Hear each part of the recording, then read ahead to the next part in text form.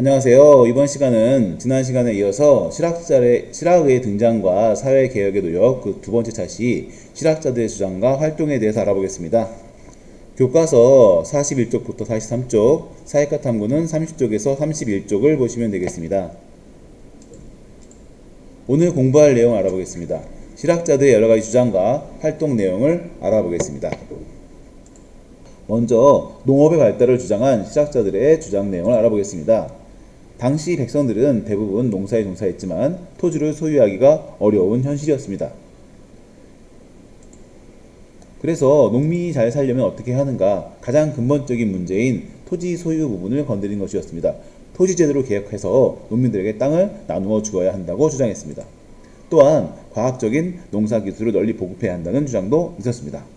이러한 주장을 한 실학자들은 유형원, 이익, 정약용이 있었습니다.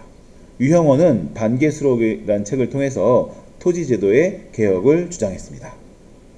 농업보다는 상공업의 발달에 관심을 가진 이들도 있었습니다. 상공업의 중요성을 깨달은 실학자들은 상업과 무역이 활발하게 이루어져야 나라가 부강해질 수 있다고 믿었습니다. 특히 청나라의 새로운 문물을 적극적으로 받아들여야 한다고 주장하였습니다. 사실 청나라를 다녀와서 청나라에 발달된 문물을 보았기 때문에 청나라의 문물을 받아들여야 된다고 주장했지만, 만약에 좀 더 멀리 유럽까지 알게 되었다면 유럽의 문물을 직접 받아들여야 한다고 주장했을 수도 있었습니다. 이러한 주장을 한 실학자로는 박지원이 있습니다. 박지원은 청나라 여행기인 열하일기를 통해서 상업을 권장하고 새로운 문물을 받아들일 것을 주장하였습니다. 또한 열하일기 중에 있는 허생전을 통해서 양반도 상업에 종사할 수 있음을 보여주었습니다. 허생은 3년 동안 양식을 비축해두고 나머지를 배에 싣고 장기도로 가서 팔았다. 자, 나중에 한번 시간 되시면 찾아서 읽어보시기 바랍니다. 홍대용은 신분제도에 대한 개혁안을 내놓았습니다. 양반과 평민의 자녀를 다 같이 공부시켜 우수한 사람을 뽑아 벼슬을 주자고 주장했습니다. 박제가는 북학의라는 책을 통해서 상공업의 발달을 주장하였습니다. 박제가의 북학의에 있는 글을 한번 살펴보겠습니다. 사회과 탐구 31페이지에 있습니다. 재물은 샘과 같아서 퍼서 쓰면 차고 버려두면 말라버린다. 이와 마찬가지로 비단 옷을 입지 않으면 비단 짠 사람이 없어지고, 쭈그러진 그릇을 사용하고 좋은 그릇을 찾지 않으면 기술이 없어지게 된다. 결국 농업도 쇠퇴하고 양반, 농민, 수공업자, 상인 모두 가난하게 된다. 자, 박제가는 북학의에서 이렇게 상공업의 중요성에 대해서 이야기했습니다. 상공업의 발달을 주장한 실학자로는 박지원, 박제가, 홍대용이 있습니다. 이 학자들의 주장에 대해서 알아보겠습니다. 서예체 41페이지에는 박지원의 열하일기의 내용 중 일부가 나와 있습니다. 한번 읽어보겠습니다. 오늘날 사람들이 진실로 오랑캐를 물리치려면 중국의 옛 문물을 모두 배워서 우리나라 풍속의 어리석음을 먼저 고쳐야 한다. 농사에 힘쓰고 상공업을 발전시키는 것에 이르기까지 어느 것이고 배워서 다른 이가 10가지를 하면 우리는 100가지를 하여 먼저 우리 백성을 이롭게 하고, 우리 백성들로 하여금 무기를 만들어서 저들의 견고한 갑옷과 날카로운 무기를 격파할 수 있게 한 다음에야 중국에는 볼만한 것이 없다 하여도 좋을 것이다. 중국의 문물을 받아들이자는 아주 적극적인 그런 내용을 볼 수 있습니다.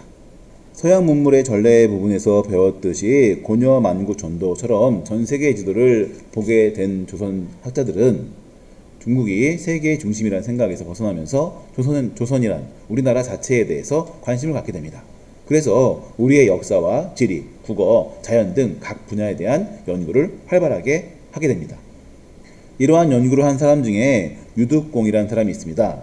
유득공은 발해고라는 책을 썼는데요.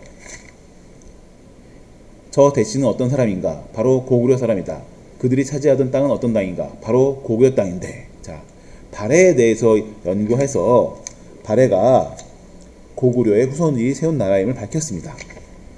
발해고에서 발해사를 독립적으로 다루었고, 자주적인 입장에서 발해사를 체계화시켰습니다. 또한 발해를 우리 국사의 영토로 끌어들여서 발해의 옛 땅이 우리 영토라는 사료적인 근거를 제공해 주었다는 점에서 높이 평가됩니다. 신경주는 우리나라의 산줄기에 대해서 연구하였습니다. 그는 산줄기를 체계적으로 정리하여 산줄기에 이름을 붙였습니다. 그래서 그 산경표는 산줄기의 흐름을 나타내는 표라는 뜻으로 우리나라의 산맥의 흐름을 지도로 남기게 됩니다. 유희는 한글에 대해서 연구하였는데요. 그는 언문지를 통해서 한글의 우수성을 강조하였습니다. 언문지는 한자 위주에서 벗어나 우리말을 중심으로 한글을 연구한 책입니다.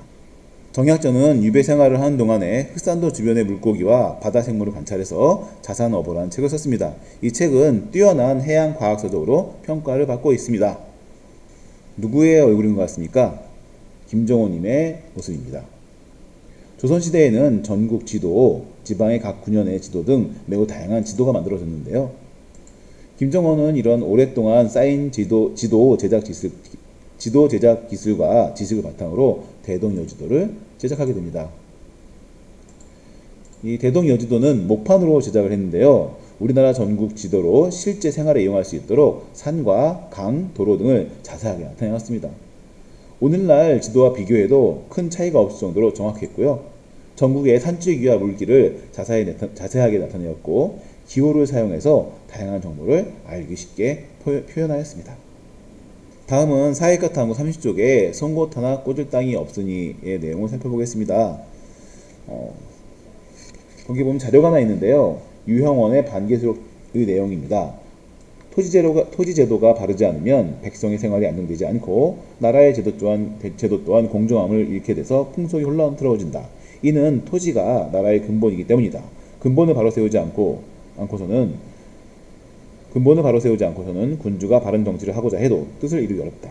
그런데 부자들은 한없이 넓은 토지를 가지고 있고 가난한 사람들은 송곳을 꽂을 땅도 없게 되었다. 따라서 부유한 자는 더 부유해지고 가난한 자는 더 가난해졌다. 자, 유형원이 반기스럽게 한 이야기입니다. 자, 이렇게 이 당시에 농사지을 땅이 없었던 농민들은 정말 살기 어려웠겠죠. 어떻게 살아가야 했을까요? 네, 그렇습니다. 다른 사람의 땅을 빌려 농사를 지어야 했고요.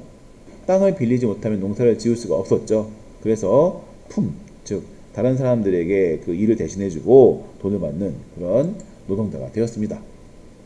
또한 땅을 빌리기 위해서 땅 주인에게 잘 보여야 했고요. 네, 아주 힘들게 살았습니다. 다음은 사회과 탐구 31쪽에 있는 1번 문제입니다.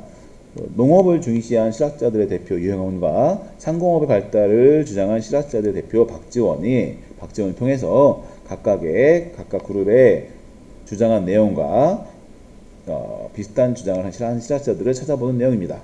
먼저 유형원의 주장부터 알아보겠습니다. 네, 유형원은 토지제도의 개혁을 주장했죠. 그러면 박지원은 무엇을 주장했을까요? 네, 그렇습니다. 상공업을 장려해야 된다. 청나라의 발달된 문물을 받아들여야 한다. 이런 주장을 했습니다. 유형원과 비슷한 주장을 한 실학자로는 이익과 정약용이 있습니다. 박지원과 비슷한 주장을 한 실학자는 박제가, 홍대용이 있습니다. 지금까지 공부한 내용을 다시 한번 정리해 보겠습니다.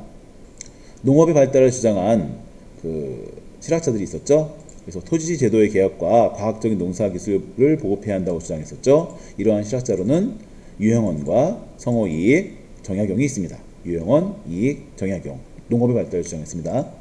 상공업의 발달을 주장한 실학자들이 있었죠. 상업의 중요성을 깨달았고 상업과 무역이 활발해져야 한다. 그리고 청나라의 문물을 적극적으로 받아들여야 한다.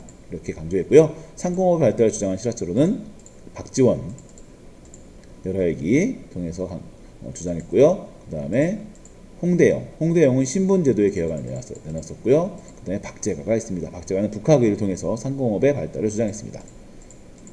또한 우리 것을 연구한 실학자들이 있었죠. 중국이 세계 중심이 아니라는 것을 깨닫게 된 조선 실학자들은 우리나라 자체에 대해서 많은 관심을 가지고 우리나라 역사, 지리, 국어, 자연 등에 대해서 연구를 하게 되죠.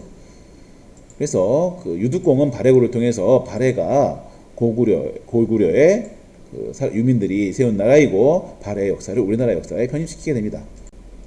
신경주는 산경도를 그리고 산경표도 만들었습니다. 또한 유희는 언문지를 통해서 한글의 우수성, 즉 한글을 연구했고요.